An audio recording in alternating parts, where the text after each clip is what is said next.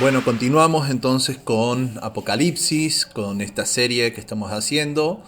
Eh, y ya vimos lo que son las iglesias, Apocalipsis 4, Apocalipsis 5, y ahora comenzaríamos con los sellos de Apocalipsis.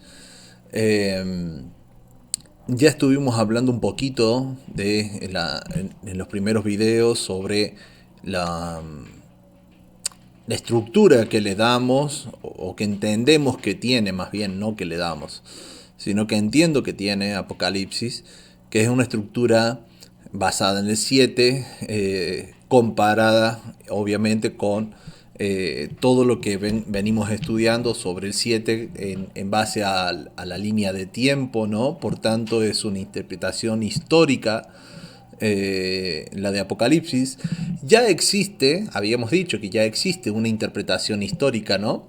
Que es la interpretación historicista de Apocalipsis, pero que se basa desde Jesús en adelante, esa interpretación, y nosotros aquí estamos hablando de una interpretación histórica, pero de toda la historia, ¿no? Que abarcaría toda la historia, ¿no? Eh, entonces, bueno, vamos a empezar con el tema de los sellos y a ver qué es lo que nos va comentando. Obviamente que para poder seguir todo lo que vamos a ir hablando, lo que ya venimos hablando y lo que vamos a seguir hablando, tendrían que ustedes ya tener visto todos los videos previos, ¿no? Por esa razón es que todos estos videos yo los he puesto eh, en un playlist de un curso que es sobre la cronología bíblica, ¿no? Y esto es parte, ¿no? Esto es parte de todo eso. Hicimos todo lo que son los 7 milenios y después hablamos también sobre cosmovisiones, hablamos los mitos en la Biblia, hablamos del Satán y cómo entenderlo, hablamos de los imperios, de la ideología de Babel, etcétera. Hablamos de todo lo que consideraba que era parte, que hacía parte eh, a sentar las bases para poder entender correctamente aquí Apocalipsis. Seguramente faltarán algunos detalles que los iremos charlando durante este estudio, pero las bases generales estarían ya sentadas. Entonces, te recomendaría, si no los viste, ver todos los otros videos para que podamos llegar y hablar un mismo idioma acá, ¿no? Y que no haya malos entendidos. Bueno, primer sello, Apocalipsis capítulo 6, nos habla del primer sello y nos dice: vi cuando el Cordero abrió uno de los sellos y oí a uno de los 4 seres vivientes decir, uno con voz de trueno, ven, decir, como con voz de trueno, perdón, ven y mira. Y miré y he aquí un caballo blanco, y el que lo montaba tenía un arco y le fue dada una corona y salió venciendo y para vencer. Eh, no es algo que nos brinde demasiada cantidad de detalles, ¿no? Pero sí, la gran mayoría suelen tomar este caballo blanco. De hecho, ustedes ahí ven en la imagen, en la imagen tiene cruces invertidas, porque la interpretación, esta imagen obviamente no la hice yo, solamente la saqué de internet. Y la interpretación tradicional de este caballo, este jinete con el caballo blanco, es que es el anticristo. Y, y eso es literalmente una interpretación y nada más, porque la Biblia acá no lo dice. Dice que cuando el Cordero abre los sellos, dice que ve un caballo blanco y el que lo monta tenía un arco y le fue dada la corona y salió venciendo y para vencer. No dice absolutamente nada más. Fíjense, este es una representación del entendimiento clásico de este personaje, y lo hacen medio esquelético, de hecho con cara de calavera y con cruces invertidas. ¿Por qué? Porque lo toman de esa forma, cuando la Biblia no dice absolutamente nada al respecto. Ahora bien, si nosotros lo ubicamos en tiempo y forma, ¿no? si lo ubicamos que es en el primer milenio, incluso con la otra interpretación historicista, estaría en el periodo de los apóstoles, ¿no? O sea, de cualquiera de estas dos maneras encajaría de una forma que no es el anticristo, ¿no? ¿Por qué? Porque en el primer milenio el que sale venciendo y para vencer es el mensaje, el evangelio, el mensaje que Dios da, la promesa de redención que Dios da, y en esa promesa está el Mesías, está Jesús, ¿no? Eh, Está implícito porque toda la Torah, toda la ley que Dios da y todos los mandamientos que le da a, Abraham, a Adán, el Señor, todos apuntan al Mesías, ¿no? Obviamente, si quisiéramos meter a un anticristo, no estaríamos hablando de un anticristo como persona, pero sí un mensaje distorsionado de Cristo. O sea, desde este primer momento las personas tomaron el mensaje, el caballo blanco, el mensaje, lo tomaron y lo distorsionaron y de ahí surge lo que hoy conocemos como el paganismo y todas estas distorsiones. Esto ocurrió acá y también exactamente igual ocurre acá. Viene Yeshua, él entrega su mensaje, restaura más bien el mensaje, cumple con la Torah y los discípulos salen a predicar de ese mensaje. Pero los posteriores, los discípulos de los discípulos, y así sucesivamente, ellos distorsionan, hacen un sincretismo y distorsionan el mensaje y crean una nueva religión. O sea, lo mismo ocurre en ambos puntos, ¿viste? Entonces, si quisiéramos, podríamos verlo como un anticristo o un antimesías en ambos momentos, pero no como un antimesías como persona, sino el mensaje. ¿Eh? El mensaje contrario al mensaje real que Dios está dando, ¿no? O sea, un espíritu o una... No una... A ver, porque en estos términos se pueden confundir. Eh, las, la humanidad, o cada uno, ustedes y yo, podemos optar siempre por dos maneras de proceder. Una manera de obediencia o de desobediencia u omisión a la palabra de Dios. A lo que habla de obediencia son los hijos de Dios y los que hablan de desobediencia son los hijos del diablo. Eso es el concepto básico en la Biblia, ¿no? Y estos hijos del diablo, porque actúan en obediencia a la carne, son los que están en contra del mensaje de Yeshua, de Cristo. Por tanto, son anticristo. La palabra anti en el griego es contrario, en contra de Cristo, ¿no? Entonces, de esa forma tan simple y lógica es que podemos entender este mensaje. ¿Por qué un caballo? Porque los caballos eran usados para transmitir mensajes, para llevar el correo, para llevar correspondencia, para dar noticias, las buenas nuevas en una guerra, etc. Para eso era usado el caballo. Y tenía un arco que habla del pacto, ¿no? Habla del pacto, habla de guerra, ¿no? Justamente guerra en contra de los que están, en el Antiguo Testamento va haciendo, y en los Salmos va haciendo una seguidilla de Dios oponiéndose en contra de aquellos que no quieren obedecer, que no quieren rendirse a Él, ¿no?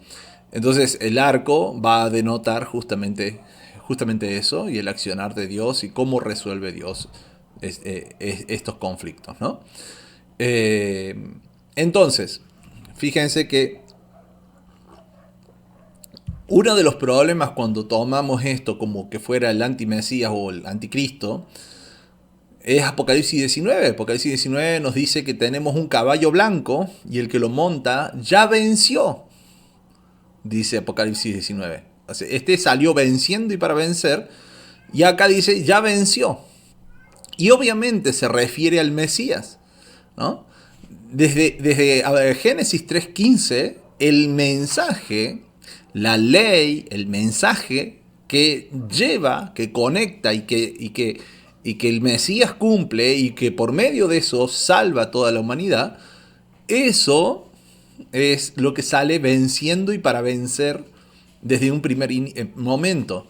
Y en Apocalipsis 19 nos registra el momento en que ya venció, en que él ya consumó todo ese trabajo y tenía escrito el nombre de fiel y verdadero y demás, y que justamente ese trabajo del Mesías llega a su consumación en el final de los tiempos. Eso nos relata Apocalipsis 19. Entonces ahí tenemos una conexión directa que no se refiere a ningún anticristo, aunque la reacción de la gente, de las personas al mensaje del Mesías, al mensaje de Cristo, sí fue contraria. Y eso es, exactamente eso es lo que la Biblia llama el anticristo. Por esa razón es que la gente creó una teología de un anticristo como persona, pero la Biblia llama anticristo a todo lo que se opone a Cristo, ¿no? Si, a toda persona. Por esa razón Juan decía, tenemos muchos anticristos, ¿no? Porque era una expresión idiomática de la época que después se confundió, cuando pasó el tiempo se confundió.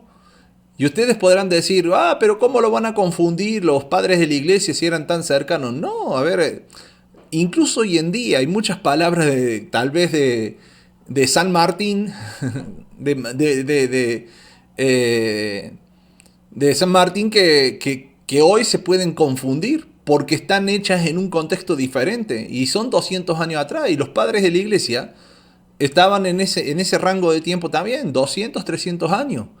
Entonces no es algo tan alocado decir se confundieron porque tenían un contexto muy distinto.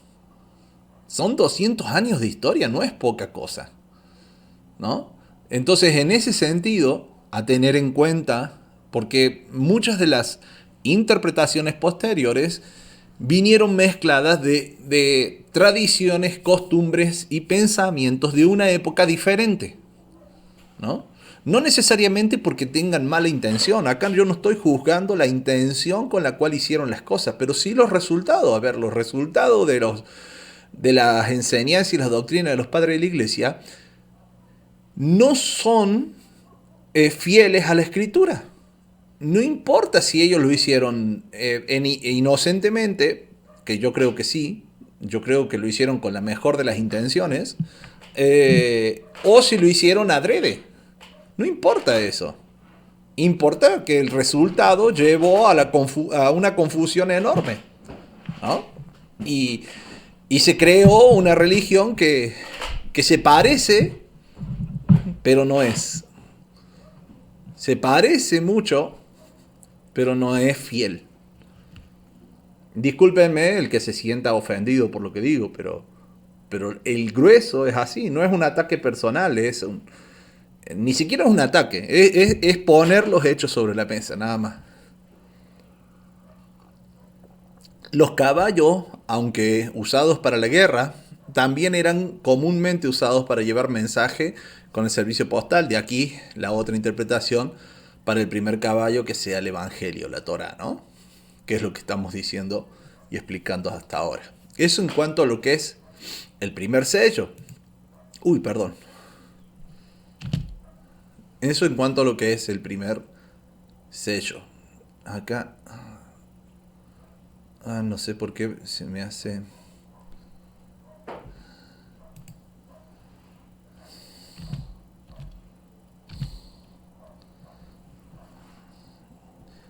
Bien. El segundo sello nos dice, cuando abrió el segundo sello, oí al segundo ser viviente que decía, ven y mira.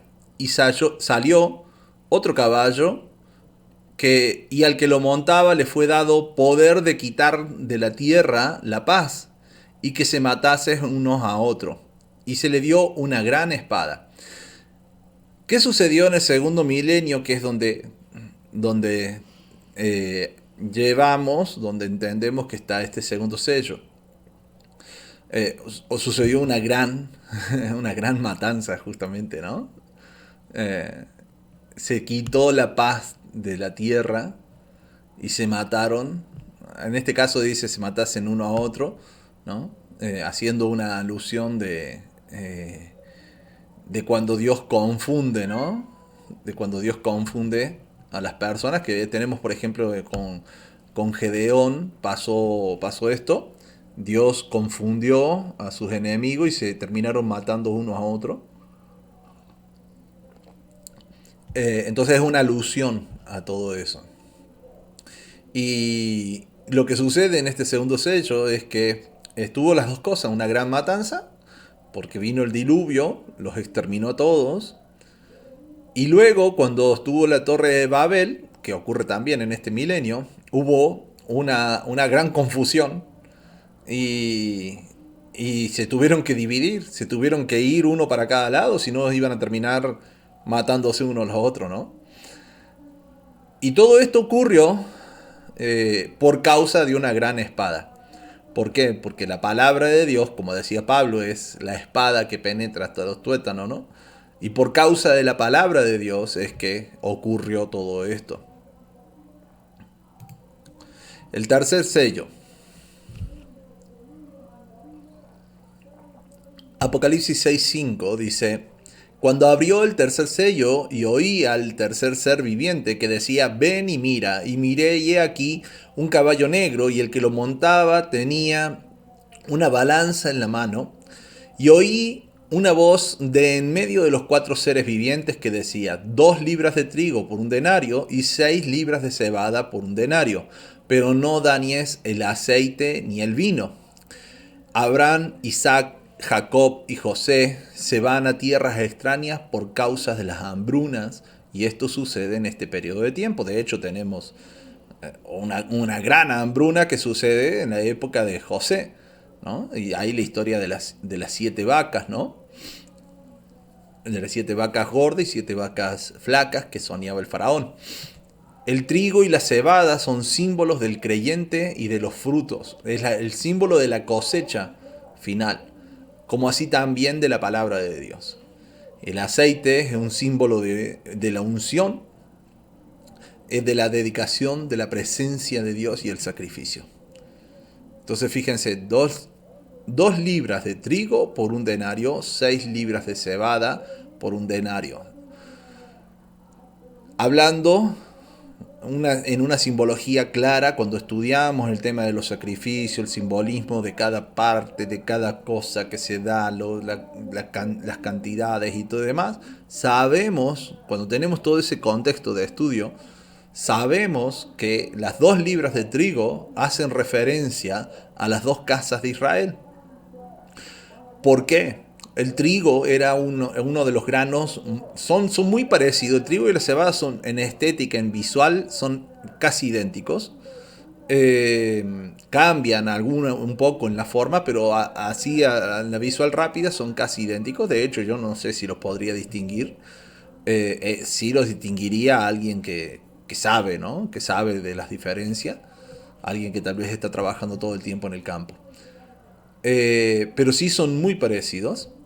Lo que sí es que el trigo era el alimento por excelencia, ¿no? Porque de ahí sacaban el pan, sacaban muchos productos, la harina y demás, y era, digamos, considerado un alimento superior al trigo. La cebada era el pan de los pobres, era el pan de los humildes, ¿no?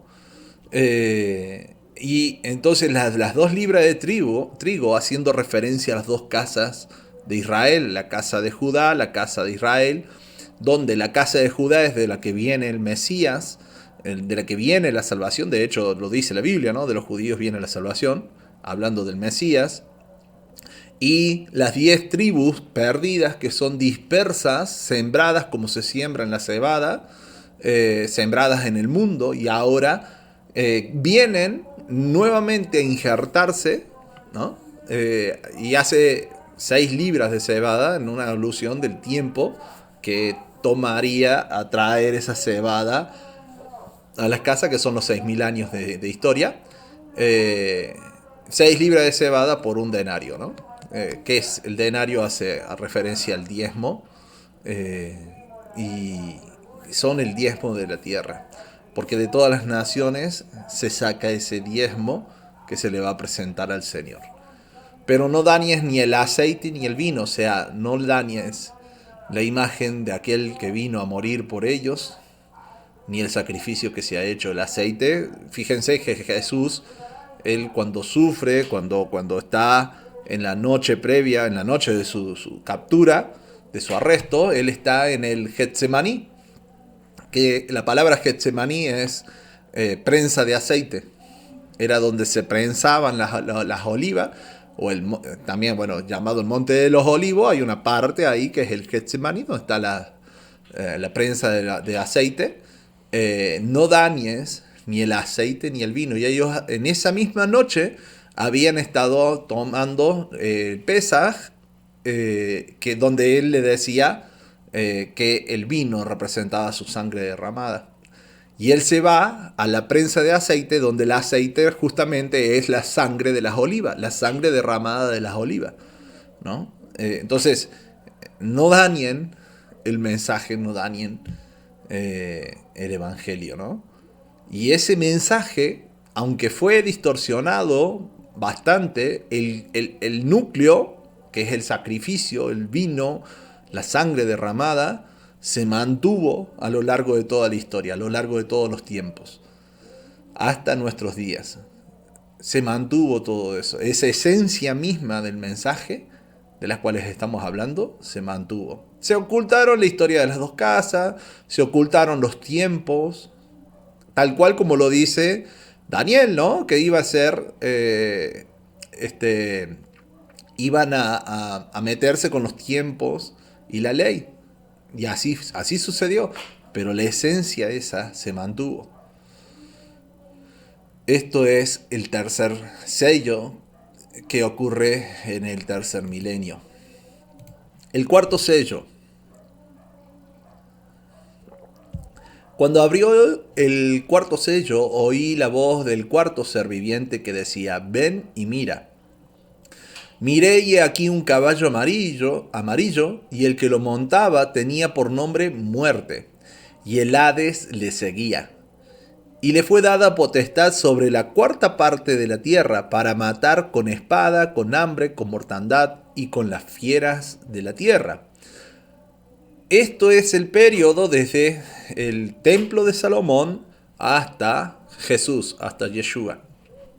Y literalmente todas estas cosas sucedieron acá. Se mató con espada, hubo muchas guerras, está el registro en el libro de Reyes, de Crónicas, de la hambre y la mortandad que hubo en esta época. Hambre a punto tal de que el libro nos registra de que se comían incluso a sus propios hijos por el hambre que sentían. Y está el registro de las fieras de la tierra atacando. Tanto tenemos el registro de aquel profeta que fue atacado por un león, como también tenemos el registro de aquellos que llegaron a la tierra del Señor, a la tierra santa, y que el castigo por no adorar al Señor, estamos hablando de los asirios, el castigo por no adorar al Señor fue que el Señor los mandó a las fieras de la tierra a matarlos. Todo eso ocurrió en este tiempo. Y tal vez ustedes se pregunten, bueno, pero acá dice la cuarta parte de la tierra. Y eso apenas era un pequeño sector. Es que en aquel tiempo, si ustedes recuerdan cuando fuimos viendo el tema de los milenios, en aquel tiempo no estaba muy poblada la tierra como nosotros las vemos hoy. No, al menos no se conocía toda esa población. Y todas estas matanzas llegó a ser la cuarta parte de la tierra, literalmente. Literalmente. Después fueron expandiéndose, fueron creciendo, fueron descubriendo los otros continentes. Justamente acá, en este periodo de tiempo, es que ocurre la división del reino, y por tanto esas 10 tribus que se van y llegan hasta Arzaret, llegan hasta América, y que eso lo vimos cuando hablamos de identidad. Vimos cómo llegaban hasta América y colonizaban básicamente toda América, y las posibilidades de cómo llegaron. Todo eso ocurre en este periodo de tiempo, ¿no? O se empieza más bien a gestar en este periodo de tiempo. Entonces, cuando hablamos de la cuarta parte de la Tierra, no es tan alocado pensarlo, ¿no? El quinto sello ya corresponde a la época de los apóstoles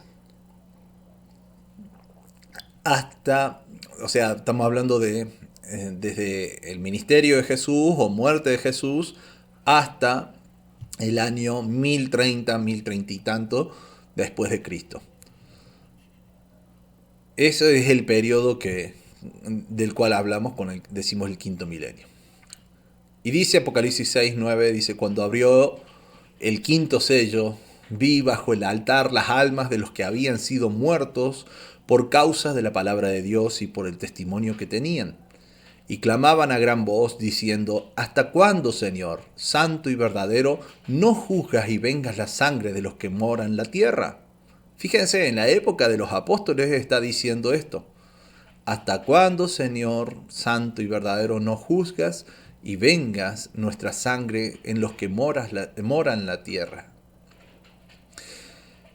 Y se les dieron vestiduras blancas y se les dijo que descansase todavía un poco de tiempo hasta que se completara el número de sus consiervos y de sus hermanos que también habían de ser muertos como ellos. Y literalmente, porque con la muerte de Esteban arrancó una persecución como nunca antes la tuvieron los creyentes y no descansan de esa persecución hasta el día de hoy. Todavía en el mundo sigue habiendo persecución a la fe. Hay una aparente paz y seguridad, pero es aparente. Fíjense lo que está sucediendo en África contra los cristianos. Es tremendo. Lo que sucede en el mundo musulmán contra los cristianos. Es tremendo lo que sucede en esas zonas. En India. Hay tantos lugares donde el cristiano es perseguido, es mutilado, es muerto. Muchísimos lugares así. Es triste lo que sucede en el mundo solo por ser cristiano, solo por tener una fe, una idea diferente al resto, nada más. Dice, hasta que se complete el número de tus consiervos y sus hermanos. ¿Quién sabe cuándo se va a completar? Solo Dios. Solo Dios lo sabe.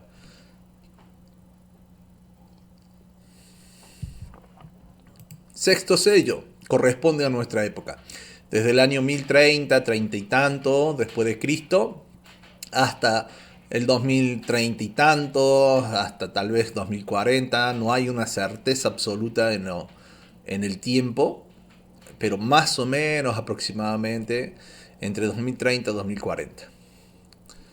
Apocalipsis 6, 12 nos dice, miré cuando abrió el sexto sello, y aquí hubo un gran terremoto, y el sol se puso negro como tela de silicio, y la luna se volvió toda como sangre. Y las estrellas del cielo cayeron sobre la tierra, como la higuera deja caer sus higos cuando es sacudida por un fuerte viento. Y el cielo se desvaneció como un pergamino que se enrolla, y todo monte y toda isla se removió de su lugar.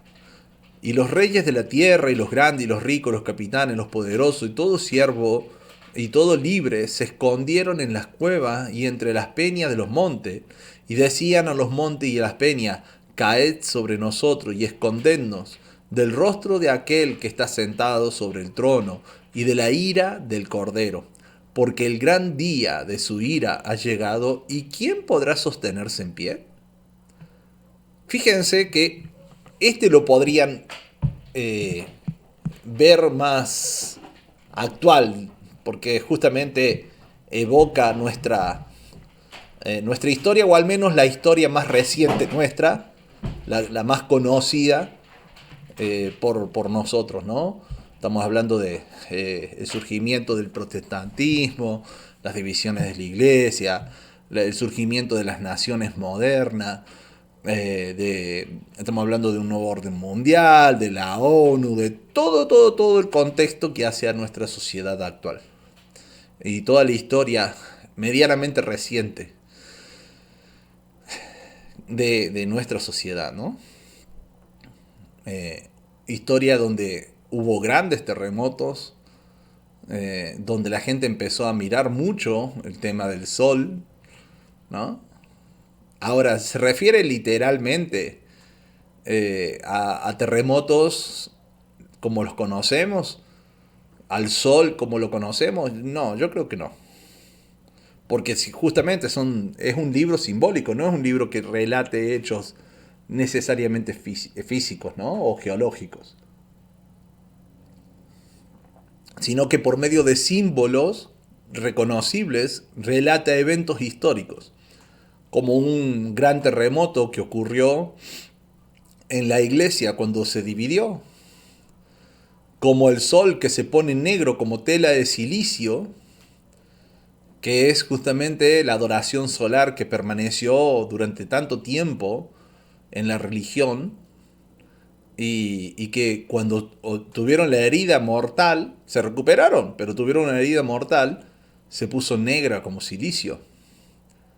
La iglesia se oscureció, se manchó de sangre por la persecución que hizo a los supuestos infieles, a los supuestos herejes.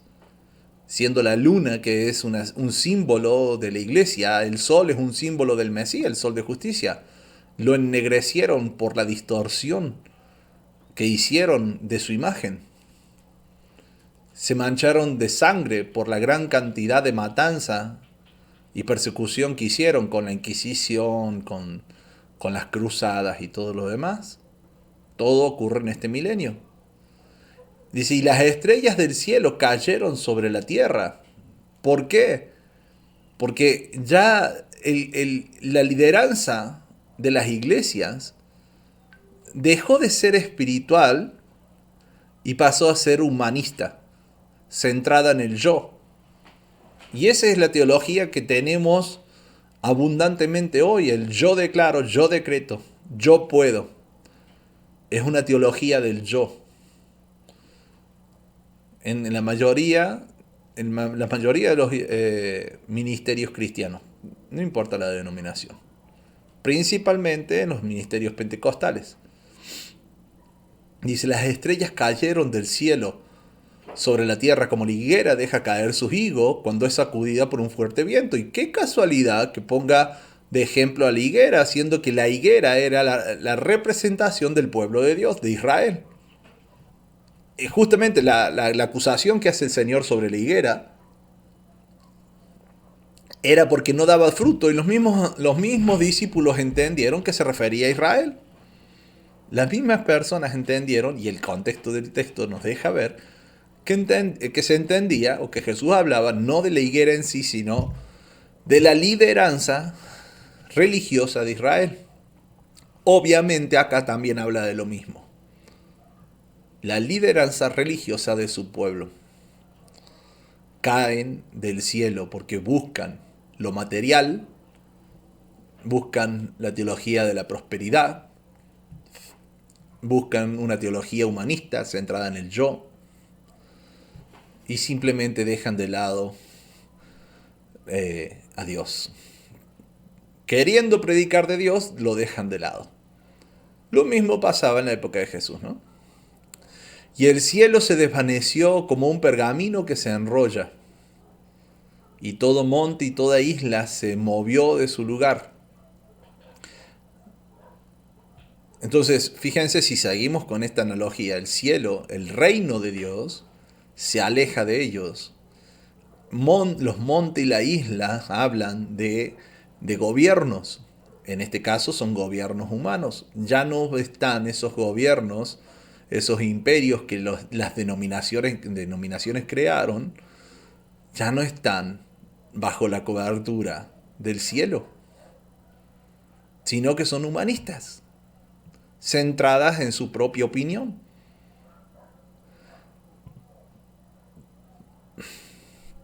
Todo gobierno, todo reino necesita un rey. Y dicen los reyes de la tierra, los grandes, los ricos, los capitanes, los poderosos y todo siervo y todo libre se escondieron en las cuevas entre las peñas. Ahí se escondía Efraín, ahí se escondía la casa de Israel. Entre las cuevas, entre las peñas de los montes. Paloma incauta es Efraín, escondida entre las peñas, decía, ¿no? La palabra del Señor. Efraín que representa a los gentiles, que representa a las iglesias, ¿no? Y decían a los montes y a las peñas, caigan sobre nosotros, escóndanos, escondednos del rostro de aquel que está sentado en el trono y de la ira del Cordero. ¿Por qué? ¿Cómo es que yo estoy dando esta sentencia a las iglesias, a los creyentes? Obviamente Juan le habla a los creyentes, que son los que van a leer el libro. Y son todos aquellos que conocen. Fíjense, Adán, cuando él pecó, cuando se aparece la presencia del Señor, tomó exactamente esta misma actitud. Fue y se escondió. ¿Por qué? Porque él sabía lo que había cometido. Porque él sabía el error que había hecho. Porque él sabía la instrucción del Padre. Y sabía que ese día, ese momento, iba a ser un momento de ira del Señor por causa de su desobediencia. Él sabía las consecuencias de eso. Imagínense todos estos que conocen, porque conocen de la Biblia, porque la leen, porque la predican, porque la enseñan, aunque la enseñen mal, la enseñan. Cuando se presente el Cordero, cuando se presente el Señor, y vean que se han equivocado, van a tener este tipo de actitud que describe acá. ¿Quién podrá sostenerse en pie? Solo ellos reconocerán el error.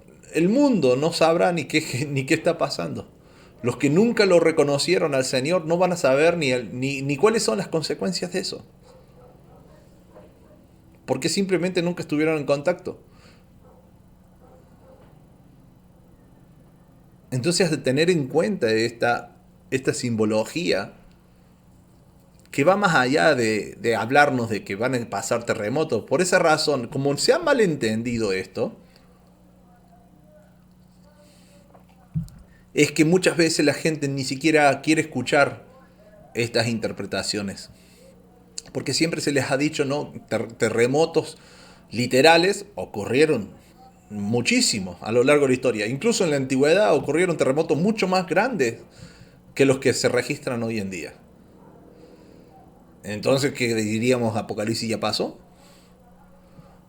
Y están todo el tiempo expectantes de cuándo ocurre el gran terremoto. Todos ahora mirando la falla de San Andrés a ver cuándo es que puede ocurrir un gran terremoto ahí que sea el fin del mundo. Se han hecho incluso estas películas de eso. Pero es un mal entendimiento de lo que realmente Apocalipsis nos va diciendo.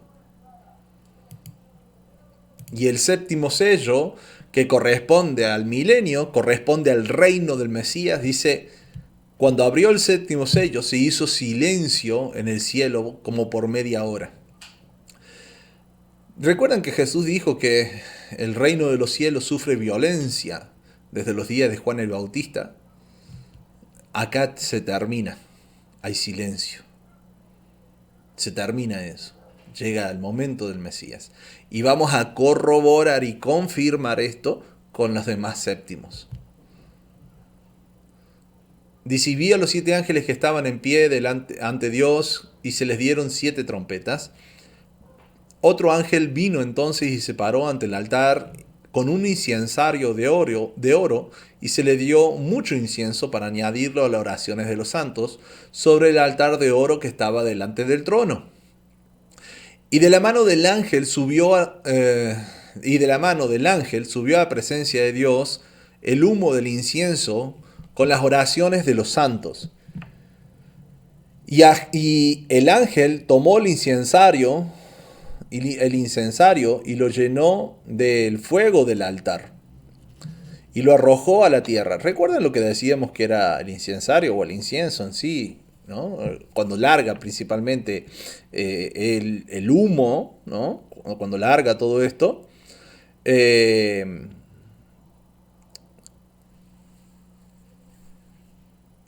ese incensario, ese humo que larga, decíamos que eran las oraciones de los santos. Lo decía el mismo texto, ¿no? El Apocalipsis.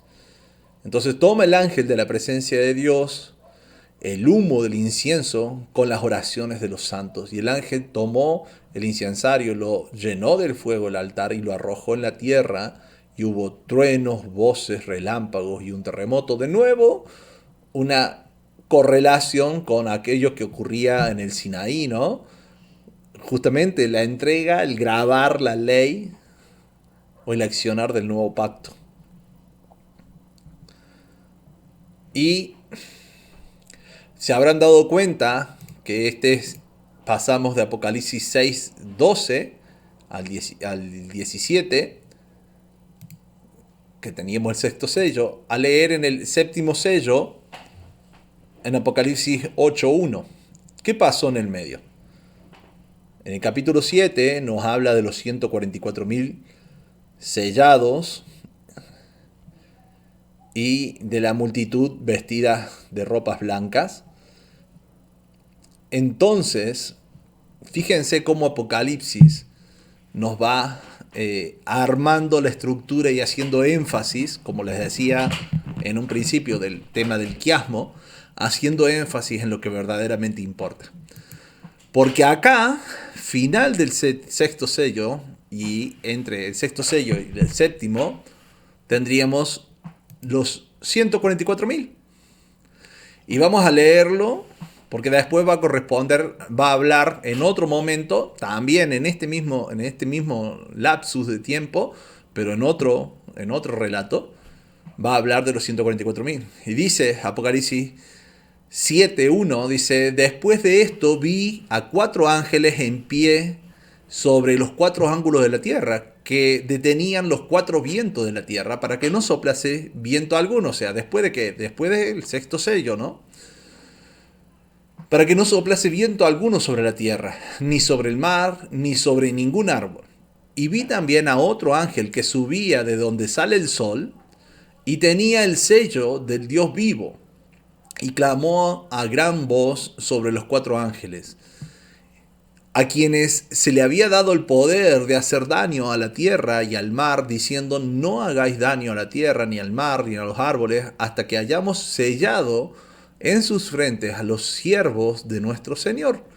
Fíjese, antes de hablar, en el mismo contexto de los sellos, y antes de hablar de del sello de la bestia, de la marca de la bestia, Dios está hablando de que sella, de que marca a los siervos, a sus siervos, a aquellos que son fieles a Él. Y dice: y oí el número de los sellados, 144.000 sellados, de todas las tribus de los hijos de Israel. Fíjense que no está sellando gentiles. No se sellan gentiles. Y se habla de 144.000, que es un múltiplo de 12. Entonces, y es de todas las tribus de Israel, de los hijos de Israel. De la tribu de Judá, 12.000 sellados. De la tribu de Rubén, 12.000 sellados. De la tribu de Gad, 12.000 sellados. De la tribu de Aser, 12.000 sellados. De la tribu de Neftalí, 12.000 sellados. De la tribu de Manasés, 12.000 sellados. De la tribu de Simeón, 12.000 sellados. De la tribu de Leví, 12.000 sellados. De la tribu de Isaacar, 12.000 sellados. De la tribu de Zabulón, 12.000 sellados. De la tribu de José, 12.000 sellados. Y de la tribu de Benjamín, 12.000 sellados. O sea, básicamente 144.000 es 12 por 12. ¿No? Y habla es 12 por 12, un número cuadrado, como lo que va a ser la constitución en sí de la Nueva Jerusalén, ¿no? Y habla de la totalidad del pueblo de Dios. Entonces yo no puedo decir que soy parte del pueblo de Dios si me considero gentil. porque acá no voy a entrar. Si me considero gentil, acá no voy a entrar. Yo, ser injertado en el pueblo de Dios es dejar de ser gentil. Dejar de ser gentil. Si no, acá esto no es para mí. Si yo sigo pensando que soy gentil. Entonces, 144.000, hay muchos que lo interpretan como un número literal y no es así, es un número simbólico. Por esa razón es que 144.000 son múltiplo de 12, 12 por 12, ¿no? Hablando de la totalidad del pueblo santo del Señor. De la totalidad de aquellos que guardan sus mandamientos y le obedecen. Fíjense, sello de Dios.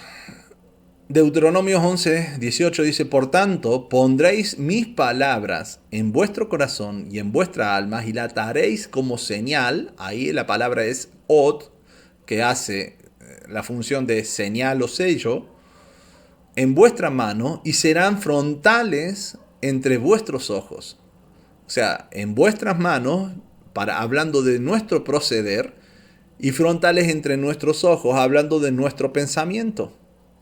Como Dios le dice, ¿no?, a Josué, cuando va a entrar a la tierra prometida, le dice: medita, piensa, frontales entre vuestros ojos. Medita en mi ley de día y de noche. Y ponerla por obra es nuestras manos, ¿no? Cantares 8:6 nos dice, hablando de Cantares, que es la relación de la iglesia con el Señor, ¿no? Eso en simbolismo poético de la época. Ponme como un sello sobre tu corazón, como una marca sobre tu brazo, porque fuerte es como la muerte el amor, duros como el Sheol, como el Seol. ¿Qué es el Seol? Es la tumba. No le busquemos explicaciones místicas. Acá literalmente estaba diciendo del Seol, que es la tumba, no un lugar de habitación de almas, sino la tumba. Duros como el Seol los celos. Sus brasas, las brasas de los celos, brasas de fuego, fuerte llama. Y acá justamente la palabra que usa como el sello, ¿no? Grabado, lo mismo, es la misma intención es con la palabra ot, cuando dice ataréis como señal, ¿no? Como sello. Grábalo en tu corazón, y de eso se trata el nuevo pacto. Si nosotros vamos y leemos Jeremías 31:31, cuando dice el Señor que quitaría el corazón, cambiaría un corazón de piedra por un corazón de carne, y dice ahí: y grabaré, y esta es la parte que no se lee normalmente, grabaré mis leyes y mis mandamientos para que lo obedezcan en su corazón, obviamente, ¿no? Y esa parte a veces no se lee, pero eso es el requisito. Por esa razón es que necesitamos dejar de ser gentiles y pasar a ser Israel, si queremos llegar y estar considerados dentro de estos, dentro del pueblo santo de Dios. Y Apocalipsis 14 lo vamos a leer un poco más tarde, cuando corresponde. Ahí Apocalipsis 14 da todas las características que debe reunir ese pueblo de Dios. Y déjenme ver, acá está, Apocalipsis 7:9 nos termina de comentar lo que sucede. Ahí teníamos el pueblo de Dios, la visión del pueblo de Dios. Y acá recordemos que cuando los que entran al milenio, Pablo decía que al sonar de la séptima trompeta, decía Pablo, como lo están viendo ahora, dice, nosotros, los muertos en Cristo, resucitarán primero y nosotros seremos transformados para entrar justamente al reino del Mesías, decía Pablo, ¿no? Y acá nos habla de eso. Apocalipsis 7:9 en adelante dice: después de esto miré y aquí una gran multitud, la cual nadie podía contar, de todas las naciones, tribus y pueblos y lenguas que estaban delante del trono y en la presencia del Cordero. vestidos de ropas blancas y con palmas en la mano. Y clamaban a gran voz diciendo, la salvación pertenece a nuestro Dios que está sentado en el trono y al Cordero. Y todos los ángeles estaban en pie alrededor del trono y de los ancianos y de los cuatro seres vivientes, y se postraron sobre sus rostros delante del trono y adoraron a Dios, diciendo, Amén. La bendición y la gloria y la sabiduría y la acción de gracia y la honra y el poder y la fortaleza sean a nuestro Dios por los siglos de los siglos. Amén. Entonces uno de los ancianos habló diciéndome, estos que están vestidos de ropas blancas, ¿quiénes son? ¿Y de dónde han venido? Y yo le dije, Señor, tú sabes. Y él me dijo, son los que han salido de la gran tribulación. Fíjense, exactamente, aún más claro, ubica esto en este periodo de tiempo. Y han lavado sus ropas y han emblanquecido, y la han emblanquecido en la sangre del Cordero. Por esto están delante del trono de Dios y le sirven día y noche en su templo. Y el que está sentado sobre el trono extenderá su tabernáculo sobre ellos. Ya no tendrán hambre ni sed, y el sol no caerá más sobre ellos, ni calor alguno, porque el Cordero que está en medio del trono los pastoreará, y los guiará a fuentes de agua viva, y Dios enjugará toda lágrima de los ojos de ellos. Exactamente esto ocurre en ese periodo de tiempo. Y habla de una gran multitud vestida de blanco que viene a ser parte de este milenio y que toda esa gran multitud son los 144.000, son múltiplo de 12, haciendo los 144.000 que forman el pueblo santo de Dios. No son dos cosas diferentes, son dos formas de explicar lo mismo. Son dos maneras de explicar lo mismo. Y cuando veamos Apocalipsis 14, vamos a entender por qué es que son dos formas distintas de explicar lo mismo. Posterior a eso es que tenemos los del séptimo sello. Cuando dice que se hizo silencio en el reino de los cielos por media hora. La palabra del Señor es perfecta, los tiempos son perfectos. Y acá es donde Él empieza a dar énfasis a lo que quiere transmitirnos. ¿Por qué? Porque el Apocalipsis no fue escrito para predecir el futuro, tampoco fue escrito para que asustarnos, como muchas veces se ha interpretado. Mucha gente se acerca al libro de Apocalipsis con temor de lo que anuncia, sino que el Apocalipsis, el sentido de la escritura de Apocalipsis, es para darnos aliento, para darnos tranquilidad. ¿Por qué? Porque si nosotros entendemos que el Señor, que Jesús está en el control de todos los milenios en la historia, incluido el que estamos presentes y el que va a venir, entonces, ¿de qué vamos a tener miedo? Si Él está en el control de todo, si todo sale como Él lo planeó, ¿a qué le vamos a tener miedo? No tenemos que tenerle miedo a nada. Simplemente necesitamos adorarle, necesitamos acercarnos a Él con acción de gracia, necesitamos actuar en obediencia y estar tranquilos. Justamente el libro de Apocalipsis está hecho para que nosotros podamos vivir tranquilos, sabiendo de que nada escapa a su control. Ni lo que sucede dentro del cuerpo, ni lo que sucede en el mundo secular, ni en los gobiernos, ni en nada. Nada escapa a su control. Es por eso que fue escrito el libro. Entonces vivamos tranquilos y en paz, pero sin relajarnos, sin tomar las cosas santas como si fueran algo banal y pasajero, como si fuera religiosidad. Porque mucha gente toma a la Biblia y el mensaje de la Biblia como un momento, como cuando voy a la cancha o a ver a un equipo de fútbol o algo por el estilo. Van y sos fanático en el momento que estás en la cancha y después salís y después ni sabes qué pasó con el fútbol.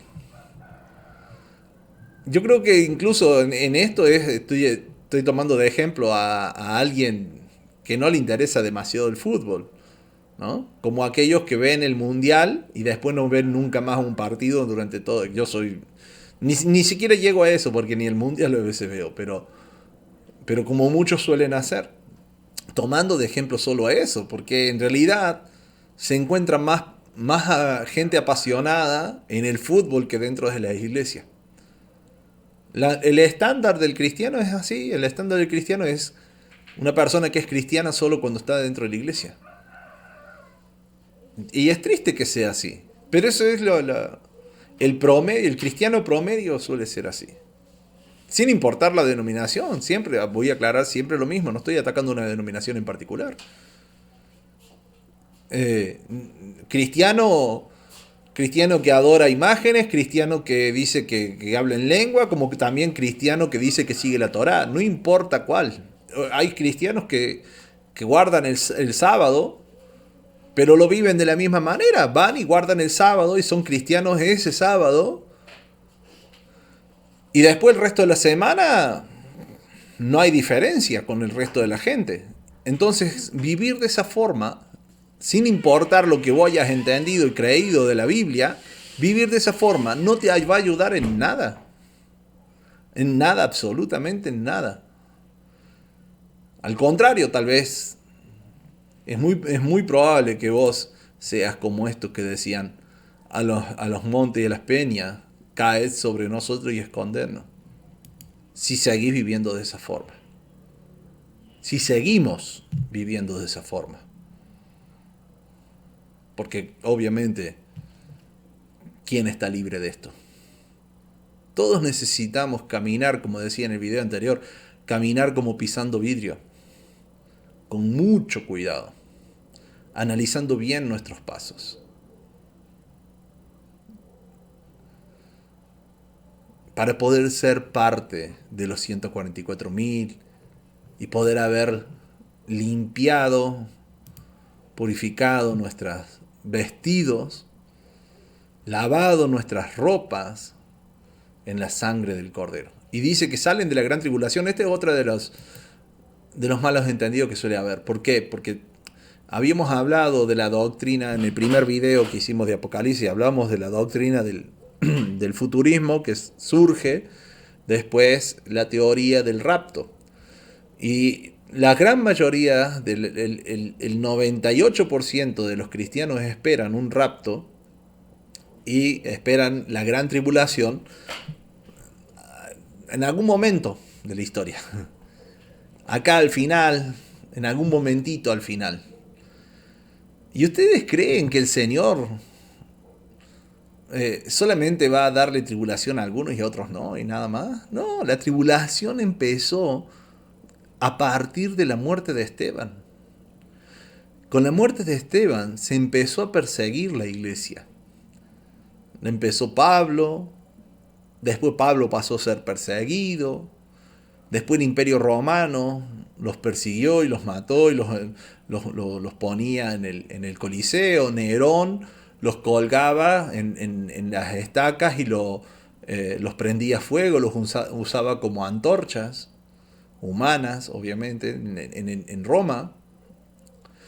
Cuando vino, digamos, un corte en la persecución, cuando se convierte Roma al cristianismo, la misma iglesia empezó a distorsionar el mensaje, y cuando algunos se levantaron y dijeron, hey, están distorsionando el mensaje, eso no es así.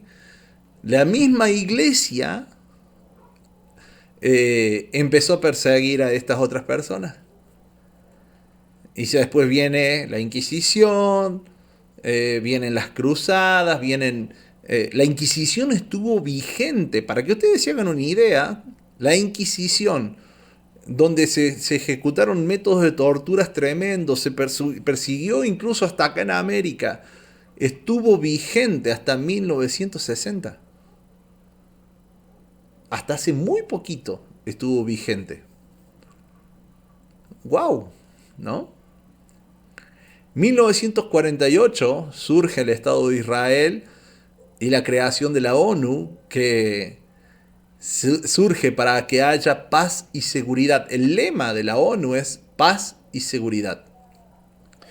Y la Biblia dice en Mateo 24, cuando digan paz y seguridad vendrá el fin repentino. Estamos ahí, cerquita, al borde, que en cualquier momento surja el fin. El fin del gobierno humano, claro, para iniciar el gobierno de Cristo, para iniciar el milenio. Entonces lo que es la persecución, la gran tribulación, jamás se detuvo. Jamás. Ahora hay una aparente paz y seguridad. Pero hay persecución. Tal vez no acá, pero sí en muchos otros lugares. En México, los cristianos, los evangélicos están siendo perseguidos por los católicos. En, en, en África está sucediendo. En los países musulmanes está sucediendo. En India, Myanmar, en los países comunistas. Gran parte, la mayor parte del mundo está persiguiendo sistemáticamente a los cristianos. En China se denuncian a los que tienen el libro negro, que el libro negro es la Biblia. Se los denuncia, hacen que los niños denuncien a sus padres y los meten presos, los hacen hacer trabajos forzados. La persecución nunca se detuvo. Que nosotros no la veamos acá en nuestro día a día, en las calles, no quiere decir que no esté. El mundo cristiano excede a Argentina o América Latina. Es mucho más grande que esto. Ustedes calculen que la iglesia en China, que tiene que estar oculta, que tiene que estar clandestinamente, la iglesia de China es más grande que la iglesia o la cantidad de cristianos en toda América. América del Sur, América Central y América del Norte. Sumando los cristianos de toda América, no llegan a la cantidad de cristianos que tiene solamente China. Para que se hagan una idea nomás. Y toda la iglesia en China está siendo perseguida. No es libre. Entonces, eso es una gran tribulación. Una tribulación que abarca el mundo entero. Que abarca la gran mayoría de cristianos. Eso es una gran tribulación. Y los que lleguen, los que permanezcan hasta el fin, ¿se acuerdan lo que le decíamos de Filadelfia? ¿No? De Filadelfia decía que yo también te guardaré de la hora de la prueba que ha de venir sobre el mundo entero para probar a los que moran en la tierra. Retén lo que tienes para que ninguno tome tu corona. Filadelfia. Aquella que va a permanecer fiel incluso en las horas de las pruebas. Estoy convencido, ¿cómo? ¿Cuándo? No sé, pero que toda esa persecución se va a intensificar en el mundo entero y que va a llegar también acá a América. Pero eso no es que sea la gran persecución. La gran persecución viene ejecutándose en toda la historia. Pero estoy convencido que acá donde vivimos una aparente paz y seguridad también vamos a vivir esa persecución. Y no es que no se haya vivido antes, también se vivió antes. Tenemos muchos testimonios de acá de América de gente que fue perseguida, que fue masacrada. Solo por querer ser fiel a la palabra de Dios, aunque no encaje en el estándar de turno. Entonces, revisar nuestros pasos, revisar en la forma en que nos presentamos delante de Dios, en la forma que entendemos de su palabra, para poder entender que tenemos que estar en tranquilidad, porque Dios tiene el control. No gasten su energía mirando tantas noticias. Miren si les gusta, si se quieren informar, pero que no les altere. Que no los alteres, que no los saque de foco. No anden buscando anticristos por todos lados. El anticristo es alguien que está en contra de Cristo. No necesariamente una persona y un líder mundial. Si hoy en día todos los líderes mundiales están en contra de Cristo. Todos. ¿Para qué queremos buscar uno en particular? Miremos por donde miremos, estamos hablando de gente que está en contra del mensaje de Cristo. Lo mismo en nuestro barrio. Lo mismo estuvimos nosotros en algún otro tiempo. Reexaminémonos y volvamos a la esencia misma del mensaje del Evangelio, que es la fidelidad y la obediencia a Dios, a su palabra, y el amor y la enseñanza del Mesías.